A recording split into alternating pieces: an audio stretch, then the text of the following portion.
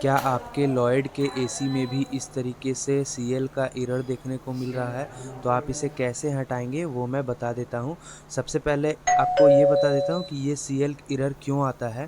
तो ये CL error जब आपका एसी का फ़िल्टर गंदा हो जाता है, तो आपको ये सीएल का एरर देखने को और मिलता जब है। पंखा तो आप इसे कैसे ऑक्सीजन रिमूव पंखा करेंगे? जो आवाज़ तो आप देते यहाँ हैं पे देख सकते हैं पंखा रिमोट में टर्बो नहीं वाला है, ऑप्शन। पंखा इस हार्ड ऑप्शन को खामोशी आप आवाज़ 4 नहीं है। बार कंटिन्यू जी, प्रेस करेंगे और ना आपका सीएल पंखा का एरर हवा हट में जाएगा।